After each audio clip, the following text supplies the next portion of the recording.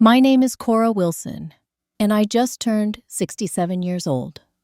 For 30 years, I taught second graders in Portland, watching hundreds of little ones grow up while raising my own 2 children after my husband passed. My son Michael struck gold with his tech startup 5 years ago, becoming the millionaire I never imagined in our family. I thought I knew my children inside and out until my birthday dinner last month, when everything I believed about my daughter Alicia shattered in an instant.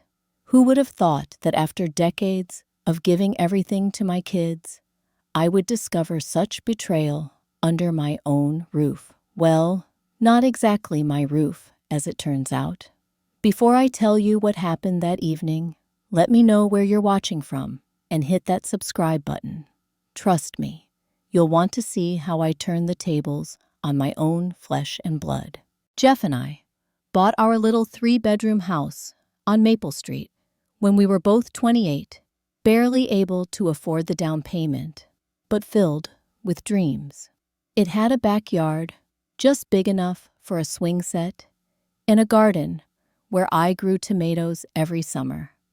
We painted each room ourselves, arguing playfully over color choices, but always compromising. The kitchen had outdated appliances, but Jeff would say, "We'll upgrade when we can. Cora, but for now, this oven still bakes your apple pie just fine." Those were simple, happy days. Our son Michael came first, a quiet boy with thoughtful eyes who would rather take apart a radio than play baseball. 2 years later, Alicia arrived all smiles and charm from day one. Jeff would bounce her on his knee and say she had her mother's eyes, but his gift of gab. Our family felt complete. Jeff worked as an electrical engineer at a local manufacturing plant, putting in overtime whenever possible to build our savings. I taught at Franklin Elementary, loving every minute with my students, but always rushing home to be with our own children. We weren't wealthy by any means, but we had enough. Enough for small vacations to the Oregon coast, enough for Christmas presents under the tree, enough for the occasional dinner out at the family restaurant down the street. Then came that terrible Tuesday morning. Jeff was 48, seemingly healthy, despite his love for my homemade pastries. He kissed me goodbye as always, heading to work while I prepared for my class. The principal called me out of my classroom at 10:30 a.m. Heart attack, they said. Dead on arrival at the hospital. Just like that, I became a widow with 2 teenagers to raise. The life insurance helped for a while, but it wasn't enough for the long haul. Michael was 16, already coding on his computer for hours, creating programs I couldn't begin to understand. Alicia was 14, popular and pretty, already calculating how to get what she wanted from the world. I sat them down at our kitchen table and explained that things would be tighter now that we would need to work together. "I promise I'll make enough money someday to take care of you, Mom," Michael said, his voice breaking. He was so much like his father, quiet but determined. Alicia tossed her hair back and said, "Don't worry about me. I know how to take care of myself." Even then, I should have recognized the self-interest in her tone. I took on extra tutoring after school hours to make ends meet. Weekends, I worked at a local bookstore, standing on my feet for 8-hour shifts that left me exhausted, but paid for Alicia's dance lessons and Michael's computer parts. I was determined that my children wouldn't lose opportunities because they'd lost their father. Those years were a blur of work, quick meals, helping with homework, and falling into bed, too tired to even worry about the future. My hair started graying, but I couldn't afford to color it. My clothes became outdated, but new ones weren't in the budget. Everything went to the kids and keeping our home. Michael graduated high school with a full scholarship to study computer science. I cried at his graduation, partly from pride, but also knowing Jeff should have been there. Alicia finished 2 years later, not with the academic honors her brother had earned, but with a social network that impressed me.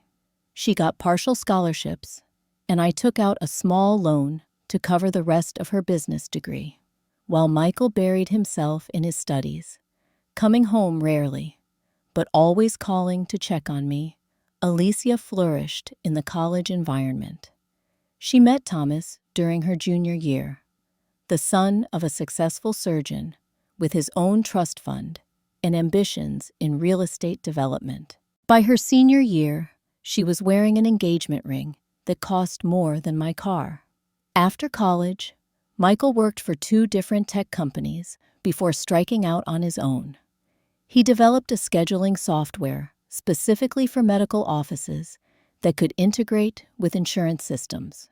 It struggled for the first 2 years, with Michael living on ramen noodles in a tiny apartment, calling me for pep talks when investors turned him down. Then, suddenly, everything changed. A major hospital system signed on, then another, then a national healthcare provider. Within 18 months, my son, who once counted quarters for gas money, was worth 8 figures. Alicia, meanwhile, had married Thomas and begun working for his father's real estate company. They bought a sprawling house in the suburbs, had 2 children back to back, and filled their social media with pictures of tropical vacations and charity galas. She called me weekly, but visited rarely, always too busy with the kids, or swamped with a new property listing. I continued teaching, watching my retirement account grow slowly. My 60s approached, and suddenly the stairs in my house seemed steeper, the yard work more taxing.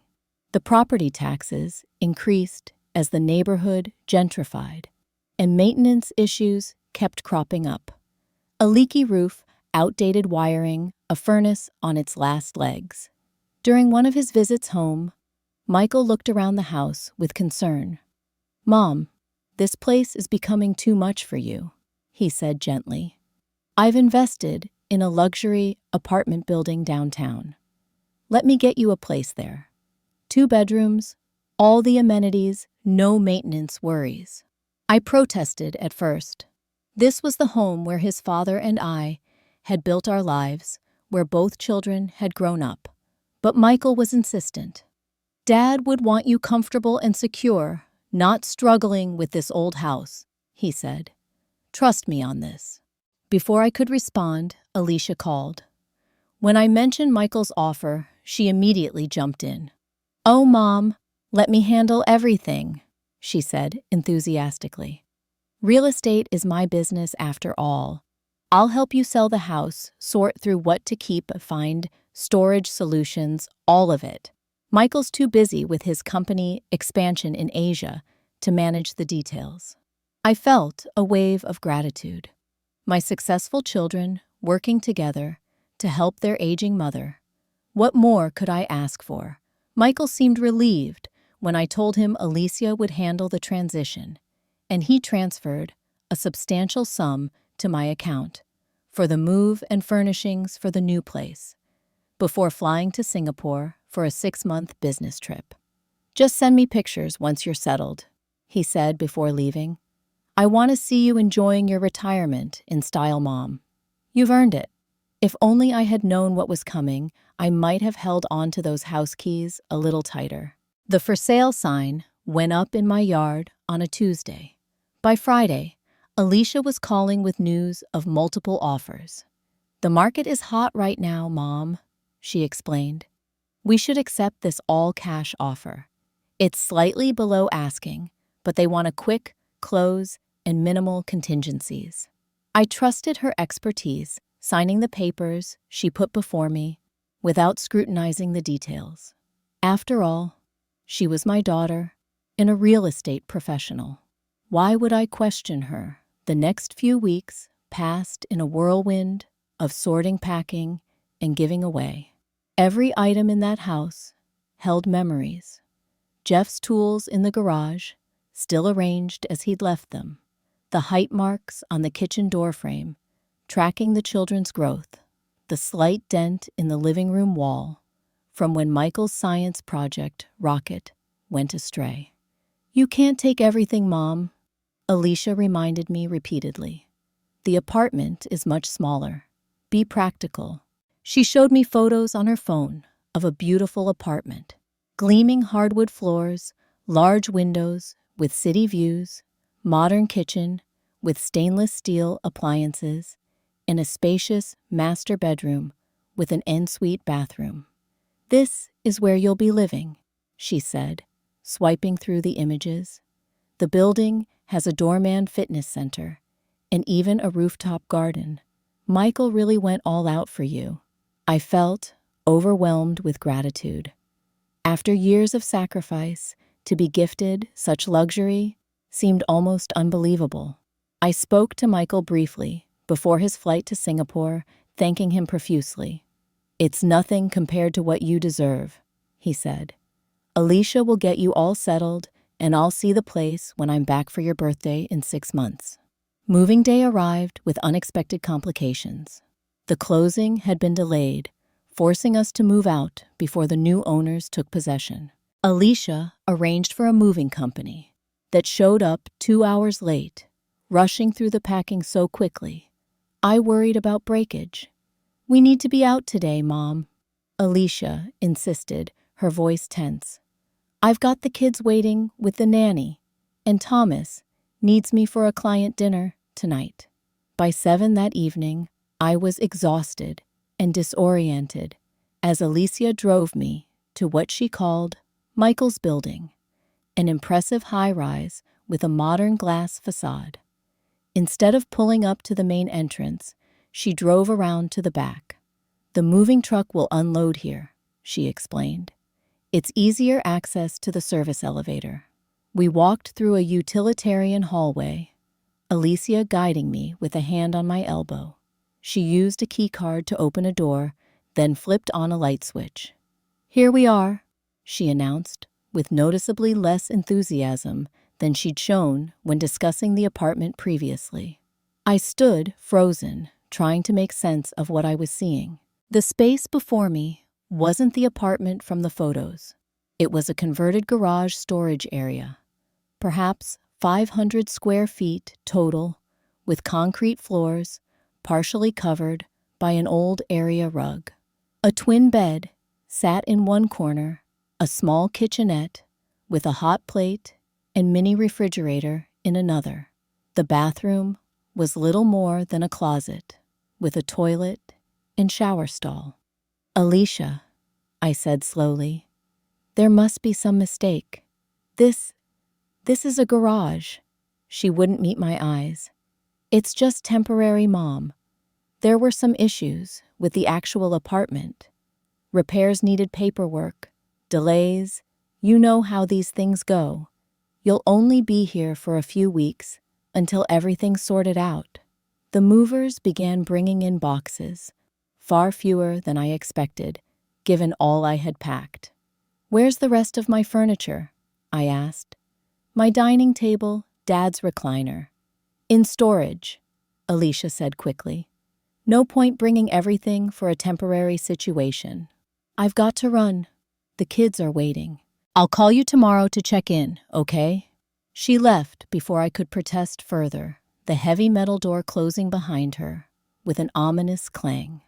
That first night, I lay on the unfamiliar twin bed, listening to the mechanical hums and occasional drips from pipes overhead. The space smelled of cleaning products, attempting to mask years of automotive fluids and dust. One small window near the ceiling offered no view, only a faint glow from the parking lot lights. I told myself it was just temporary, just a few weeks. Alicia would sort everything out. I had spent my life believing in my children. I wasn't about to stop now. How naive I was, even at 66 years old. The few weeks Alicia promised, stretched into a month, then 2. Each time I called, she had a new excuse. The apartment was still being renovated. There was a plumbing issue affecting the whole floor. The previous tenant had lease complications. "These things take time, Mom," she would say. Her voice always hurried, as if speaking to me was an interruption to her busy day. "Just be patient. It's not like you're homeless. You have a roof over your head." A roof that leaked when it rained heavily, I discovered during the 3rd week. The sound of water dripping into the plastic bucket I'd found in a maintenance closet kept me awake all night. My daily routine in the garage unit was far from the retirement I had imagined. The hot plate cooked unevenly burning food on one side while leaving it cold on the other. The small refrigerator couldn't hold more than a few days' worth of groceries. The shower stall was so cramped that I banged my elbows against the walls each time I washed my hair, and the water pressure fluctuated between a trickle and a painful blast without warning. Worst of all was the temperature. The space had no proper insulation or climate control. During the early autumn, it was bearably cool, but as November approached, the concrete walls held the chill like a freezer. I slept in layers of clothing, huddled under the 2 thin blankets Alicia had provided. I tried calling Michael several times, but with the time difference and his hectic schedule expanding the business in Asia, our conversations were brief. Not wanting to worry him, I mentioned only that I was getting settled and looking forward to seeing him when he returned for my birthday in February. My lifeline came in the form of Frank, a maintenance worker I met one morning as he was checking the building's electrical panel near my unit. In his early 60s, with salt and pepper hair and hands calloused from decades of manual work, Frank reminded me of Jeff in his straightforward manner. "Ma'am, if you don't mind me asking," he said after our 3rd encounter, "why are you living in the maintenance storage area? Are you staff?" I explained my situation. My son owning an investment share in the building, my daughter handling the arrangements, the temporary nature of my stay, while waiting for the actual apartment. Frank's weathered face creased with concern. "I've worked here 5 years, ma'am. There are no temporary units. Once an apartment is leased, tenants move right in, and maintenance doesn't keep anyone in storage areas. It's against building code." His words confirmed the suspicion that had been growing in my mind, but that I had been reluctant to acknowledge. Still, I made excuses for Alicia, telling Frank there must be special circumstances he wasn't aware of. A week later, Frank appeared at my door with a space heater. "Against regulations," he whispered, "but I can't have you freezing down here. Just unplug it when you're not in the room, and don't tell anyone where you got it." That small kindness brought tears to my eyes. I had gone from a respected teacher with my own home to essentially a squatter accepting charity from a stranger. My suspicions deepened when I ventured into the main lobby one afternoon and examined the mailboxes. There, on a box for Unit 1412, was a label reading C. Wilson, my name, but I had no key to access it. I approached the front desk, introducing myself hesitantly to the young concierge. "I believe I might have mail," I said. "I'm Cora Wilson." He typed something into his computer, then looked up with a polite but confused expression. "I'm sorry, but I don't show any Cora Wilson as a resident.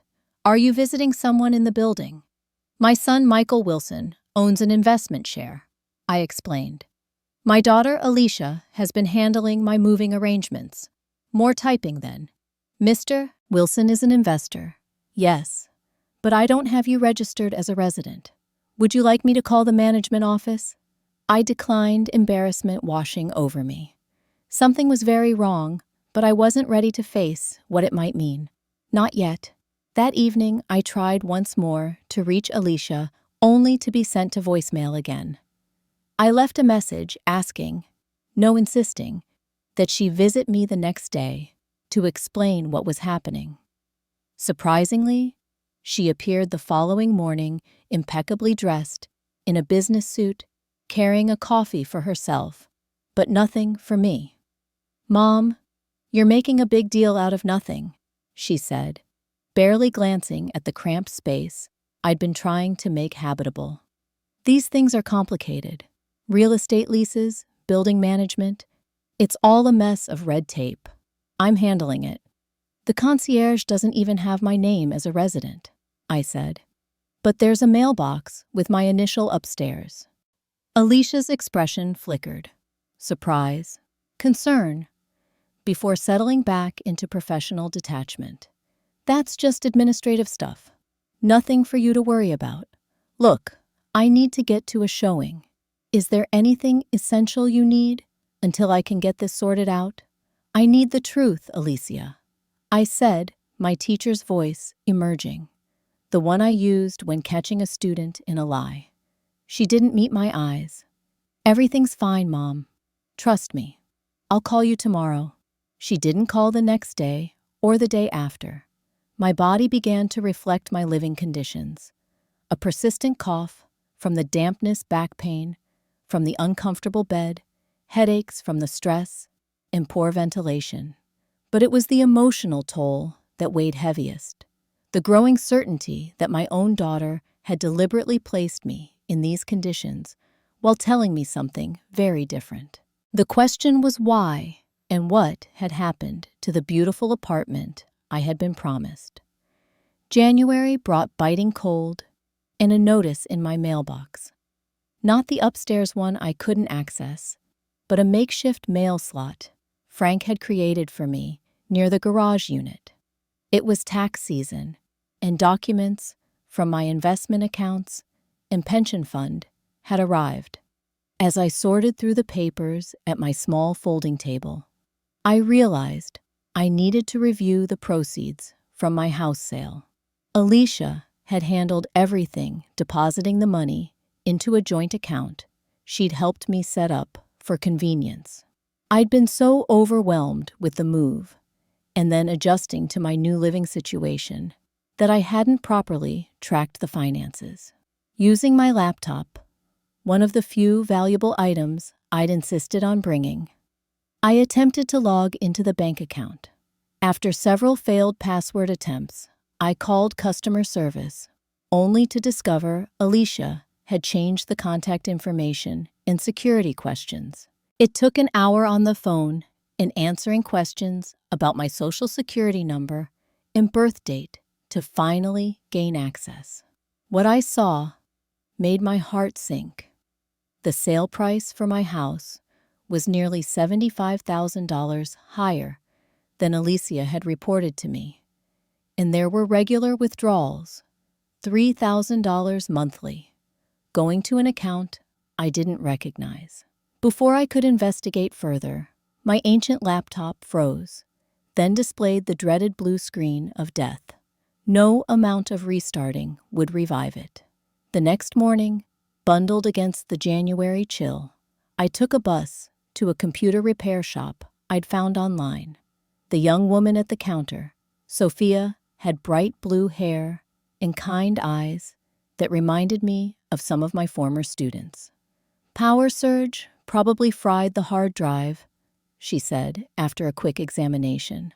"I can replace it, but you'll lose your data unless you have backups." I didn't have backups, but I needed answers more than I needed old files. "Can you recover my emails before you replace it?" I asked. "There's something important I need to find."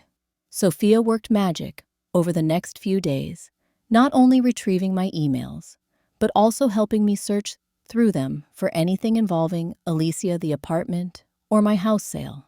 "Your daughter was copying you on some emails," she said, pointing to the screen. "But it looks like she was using an old email address of yours, one you don't check anymore. These were meant to look like you were in the loop, but she knew you'd never see them." There in black and white was evidence I couldn't ignore. Emails between Alicia and someone named T-Lux Rentals discussing the Wilson property in Unit 1412. Monthly payments of $3,500, a year-long lease agreement, specifications about no pets or children. My daughter was renting out an apartment in my name, presumably the apartment Michael had purchased for me, while housing me in a converted garage. "There's a lease agreement attached to this one," Sophia said quietly. "Do you want to see it?" I nodded, my throat too tight for words. The document appeared on screen, complete with a signature at the bottom. Cora Wilson, in handwriting that wasn't mine. She forged my signature. I whispered, the full weight of the betrayal crashing down on me. Sophia helped me print everything, then showed me how to set up a new email account that Alicia couldn't access. "You should probably talk to a lawyer," she suggested gently. "This is serious stuff. Fraud, forgery." That evening, with a folder of evidence in my possession, I called Alicia. To my surprise, she answered right away. "Mom, I'm with clients. Can I call you back?" "No," I said firmly. "I know about Unit 1412, Alicia. I know about the $3,500 a month you've been collecting. I know about the forged lease." Silence. Then, a forced laugh. "Mom, you're confused." "Let me explain. I have the emails, Alicia. I have the lease with my forged signature. I want an explanation, and I want it now." Her voice turned cold. "This isn't a good time. I'll come by tomorrow, and we can discuss this like adults, instead of you throwing around accusations." "Tomorrow morning, 9 o'clock, I said. "And bring your key to Unit 1412. I want to see the apartment that should have been mine." She didn't show up the next morning or call. My text messages went unanswered, except for a brief reply. "Handling family emergency. We'll explain everything soon. Trust me." I had trusted her. For months, I had trusted her while living in conditions that were slowly affecting my health, while she collected thousands in rent on an apartment that should have been mine, while she apparently pocketed a significant portion of my house sale proceeds. I could have gone to the building management right then, shown them the emails demanded access to the apartment. I could have called Michael in Singapore, exposed Alicia's scheme immediately. But something held me back. Perhaps the last vestiges of maternal protection, or maybe a strategic instinct to gather more information before acting. Sophia had become something of a friend during our computer sessions, and when I told her what happened, she offered clear-eyed advice. "Document everything," she said. "Take photos of where you're living. Get statements from people like Frank who know about your situation. And wait for the right moment to confront her with everyone present.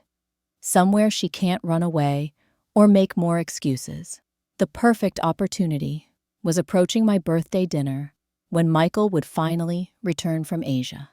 Alicia wouldn't be able to avoid that family gathering without raising suspicions. So I waited, gathering evidence, building my case, and planning how to reclaim not just my rightful home, but also my dignity. February 14th, my 67th birthday, and coincidentally, Valentine's Day.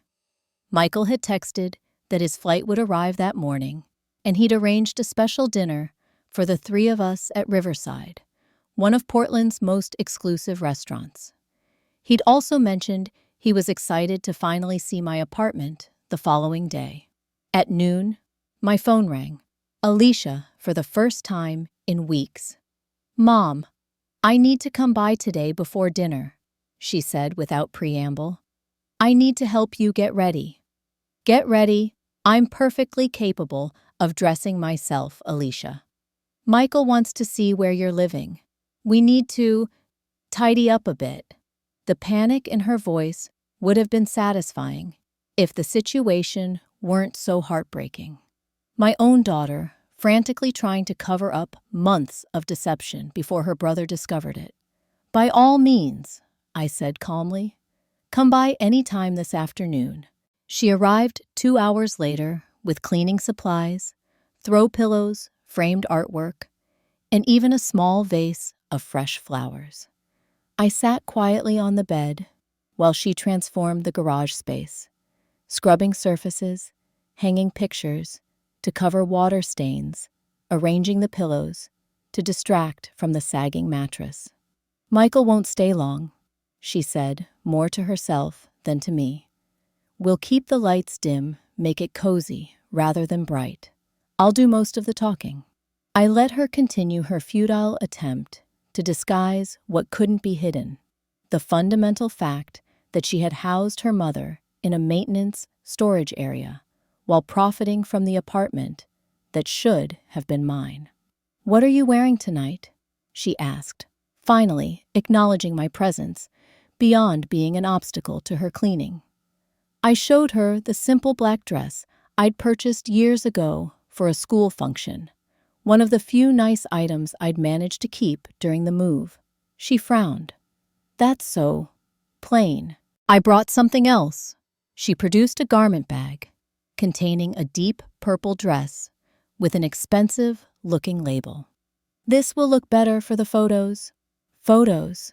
Of course, she was thinking about appearances, about how everything would look on her carefully curated social media. Never mind how I had lived these past months, as long as I looked presentable for one evening. "I'll stick with my dress, thank you," I said. "Wouldn't want to risk spilling something on such a nice garment." She pressed her lips together, but didn't argue. "Fine. Just make sure your hair is done properly. Michael's taking us to Riverside. It's very upscale." After she left, I sat amid her cosmetic improvements, feeling a strange calm. The decision point was approaching, the moment when truth would finally emerge. I had spent my life prioritizing my children's well-being over my own. Tonight, that would change. I dressed carefully for dinner, taking extra time with my makeup to cover the pallor months of poor living conditions had given my complexion. Frank stopped by briefly to wish me happy birthday and give me a card. "You look fancy," he said with a smile. "Hot date." "Something like that," I replied. "A family reckoning." His expression turned serious. "It's time they knew, Mrs. Wilson. You deserve better than this." At 6:30, Alicia texted that she and Michael were waiting in the car outside the building's back entrance.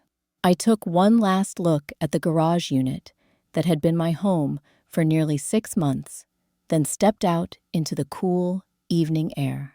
Michael was even more handsome than I remembered, his father's strong jawline, but with a confidence Jeff never fully developed. He embraced me tightly. "Mom, happy birthday. You look beautiful," he said, holding me at arm's length to examine me. "How's the apartment treating you? I want to hear all about it over dinner." I felt Alicia tense beside us. "Let's get going," she interrupted. "Our reservation is for 7, and Riverside is strict about timing." The restaurant was everything Alicia had implied. Crystal chandeliers, white tablecloths, waitstaff moving silently between tables.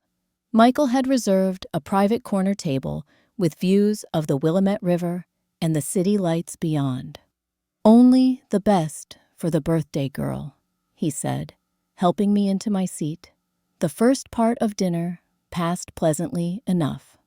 Michael shared stories about his business expansion in Singapore and the challenges of working across cultural boundaries. Alicia spoke about her children's accomplishments at their exclusive private school. I contributed little, watching the interplay between my son and daughter, how different their lives had become, how differently they had turned out, despite being raised in the same home with the same values. After the main course, as dessert menus appeared, Michael reached into his jacket pocket and withdrew a small wrapped box. "Happy birthday, Mom," he said, sliding it across to me. Just a small token of how much I love and appreciate you. Inside was a delicate silver bracelet with 3 small charms, a book representing my teaching career, a heart for family, and a key. The key is symbolic, Michael explained, for your new home, your new chapter. Speaking of which, he continued, turning to include Alicia in the conversation. I can't wait to see Mom's apartment tomorrow. The building turned out even better than the initial plans. Those 14th floor units have the best views in the city. Alicia's wine glass paused halfway to her lips. Mom loves it there, she said quickly. Don't you, Mom? Michael smiled broadly at me. So, Mom, have you been enjoying the apartment I gave you? The one with the sunrise view you always talked about wanting. The moment had arrived. I could feel Alicia's eyes on me, silently pleading. I could have deflected, could have postponed the inevitable confrontation until we were in private. But 6 months of deception, discomfort, and dismissal of my needs crystallized into perfect clarity in that moment. I leaned forward, my voice soft but clear. Son, I live in the garage. The silence that followed seemed to stretch forever. Alicia's wine glass slipped from her fingers, crashing onto the white tablecloth, red liquid spreading like blood. What did you just say? Michael asked, his smile fading. I live in a converted maintenance storage area. A garage at the back of your building, I repeated. I have never seen the apartment you purchased for me. According to the evidence I've gathered, Alicia has been renting it out for $3,500 monthly since August, collecting the payments herself. Alicia's face had drained of color. Mom, you're confused. You know your memory has been. My memory is perfectly intact. I interrupted, opening my purse to withdraw the folder of documents Sophia had helped me compile. Here are the emails between you and the tenants. Here is a copy of the lease with my forged signature. Here, I said, pulling out my phone, are pictures of where I've actually been living for the past 6 months. Michael's expression transformed from confusion to shock to cold fury as he flipped through the photos. The twin bed in the corner, the hot plate kitchen, the tiny bathroom with its inadequate shower. You've been living like this all this time, he asked, his voice dangerously quiet, while I was sending money for furnishings, calling to check how you were settling in. I didn't want to worry you, I said. And at first, I believed Alicia when she said it was temporary. It was temporary, Alicia interjected desperately. There were complications with the original unit, and... Stop lying, Michael cut her off.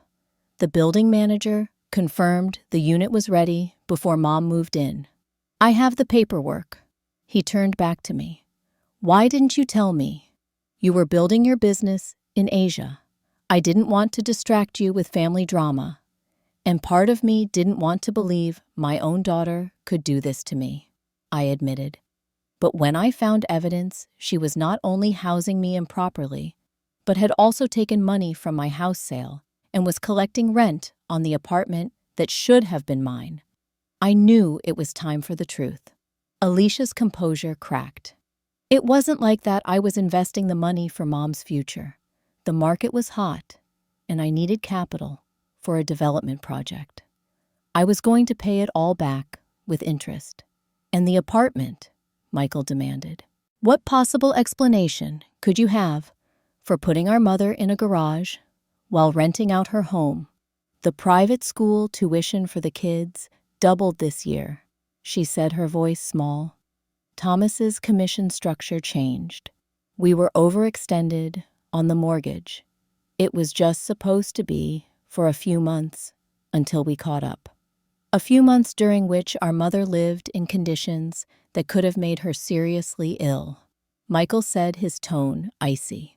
We're leaving, now, and we're going to see exactly where Mom has been living, and then the apartment where she should have been living. The car ride back to the building was silent tension, filling the vehicle like a physical presence. Michael insisted we enter through the back, the way I had been coming and going for months.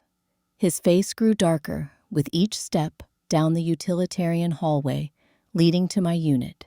When I unlocked the store and turned on the light, revealing the space, despite Alicia's cosmetic touch-ups, Michael looked physically ill. "My God, Mom," he whispered. "How have you survived here?" "Frank, the maintenance man, helped," I said. "He brought me the space heater when it got cold, and I've never been one to complain." "You shouldn't have had to survive anything," Michael said firmly. "This was supposed to be your retirement, your reward for decades of taking care of everyone else." Alicia stood in the doorway, arms crossed defensively. "It's not as bad as it looks. Plenty of people live in smaller spaces. Tiny homes are trendy now." The look Michael gave her could have frozen fire. "This isn't a tiny home. It's a storage area with building code violations. Get the key to 1412. Now." "I don't have it with me," she began, but Michael cut her off. "Call the building manager. Tell them it's an emergency. I'm an investor in this property, and I need access to that unit immediately." 20 minutes later, we stood inside Unit 1412, the apartment that should have been mine. It was everything the photos had promised: spacious rooms, gleaming hardwood floors, large windows showcasing city lights, a kitchen I could only have dreamed of, with my hot plate and mini fridge.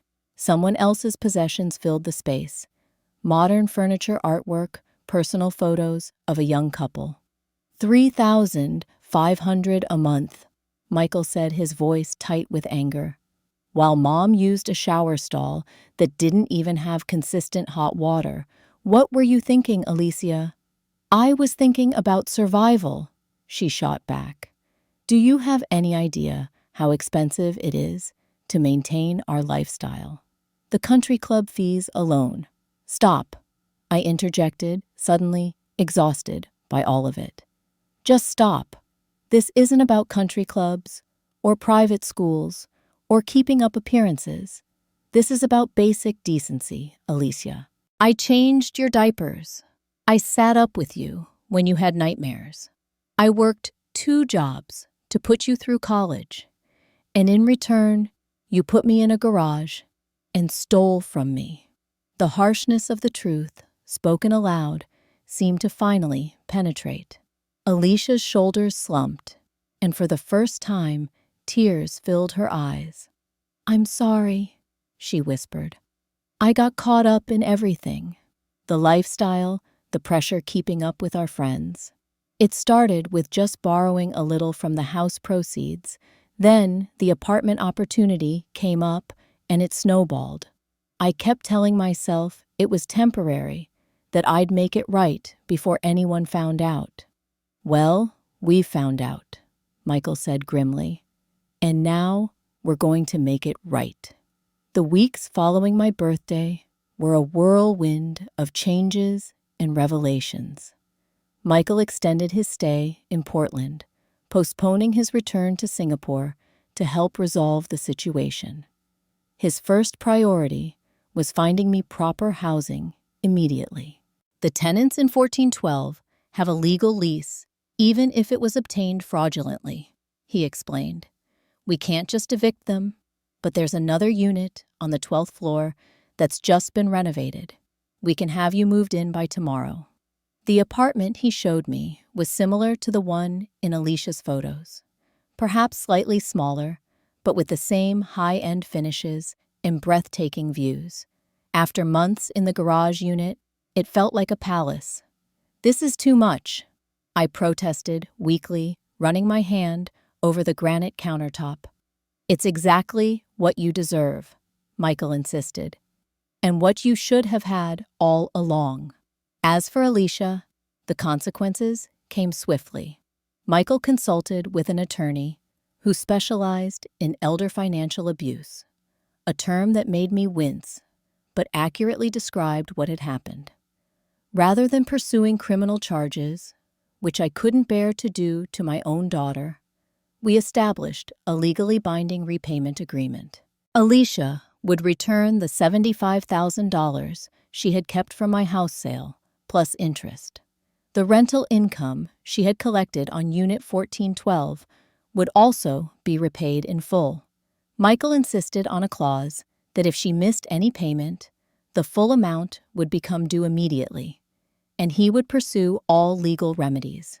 "She needs to understand this isn't a slap on the wrist," he said firmly. "This was criminal behavior, and she's fortunate Mom isn't pressing charges." Thomas's reaction when he learned what his wife had done was explosive. Apparently, he had known nothing about the garage arrangement, believing I was comfortably settled in the luxury apartment. The misappropriated funds were another shock, one that threatened their marriage. "He's talking about divorce," Alicia told me tearfully during one of her visits to my new apartment. "He says he can't trust me anymore, that I've embarrassed him professionally. The kids can sense something's wrong. You need to focus on making this right," I told her. "Not just the money, but rebuilding trust. That starts with complete honesty. With Thomas, with Michael, with me, and with yourself about why you did this." Frank helped oversee my move from the garage to the 12th floor apartment, bringing along a housewarming plant. "Always knew you didn't belong down there," he said gruffly. "Good to see things set right." Sophia visited, too, admiring the view and helping me set up a new computer system Michael had purchased. "From tech support to friend," she joked. "Glad I could help you get to the truth." The physical effects of living in the garage began to fade as I settled into proper housing. My persistent cough disappeared, the backaches lessened, and color returned to my complexion. The emotional healing would take longer, but each day in my sun-filled apartment helped restore my sense of dignity.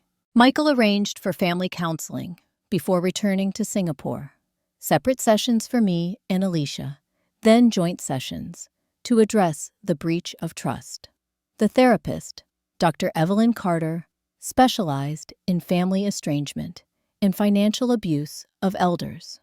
"What your daughter did was wrong, unequivocally," she told me during our private session.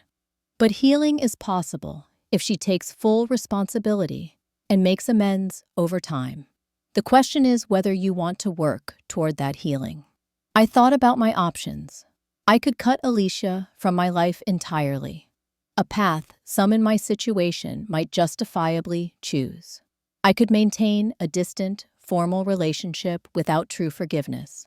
Or I could work toward genuine reconciliation, assuming Alicia was equally committed to that difficult process. "She's still my daughter," I said finally. "I want to heal this if possible, but I won't be mistreated again." The joint sessions were painful, but productive. Alicia finally acknowledged the full extent of her wrongdoing without excuses or deflection. She admitted to a pattern of prioritizing material